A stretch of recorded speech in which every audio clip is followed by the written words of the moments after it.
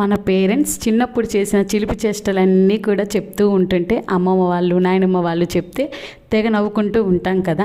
మా నానమ్మ తాతయ్యకి అయితే 9 మంది సంతానం అనమాట. దానిలో 5గురు మగపిల్లలు.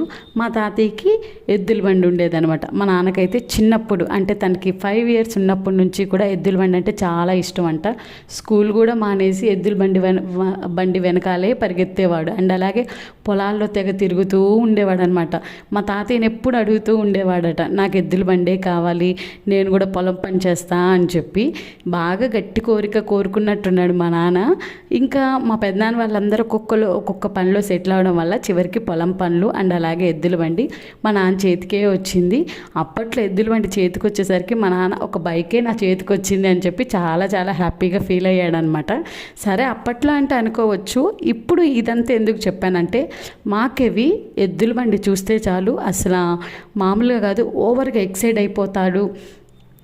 నాకు కూడా ఎద్దుల బండి కావాలి, నేను కూడా ఎద్దుల బండి నడుపుతాను, పొలం పనులు చేస్తాను, పొలానికి నీళ్లు పెడతాను, గడ్డి కోసుకొస్తాను అని చెప్పి అంటూ ఉంటాడనమాట. వాడు ఆ పనులు చేయడం నాకైతే ఇష్టం లేదు. ఎందుకని అని అంటే మా నాన్న పొలం పనులు చేయడం వల్ల ఎంత నష్టపోయాడో ఒక రైతు బిడ్డగా నాకు మాత్రమే తెలుసు. కాబట్టి అన్నీ చెప్తారు కానీ చెప్పినవన్నీ ప్రభుత్వాలు కానీ మనుషులు కానీ ఎవరు చేయరు కదా, అందుకని.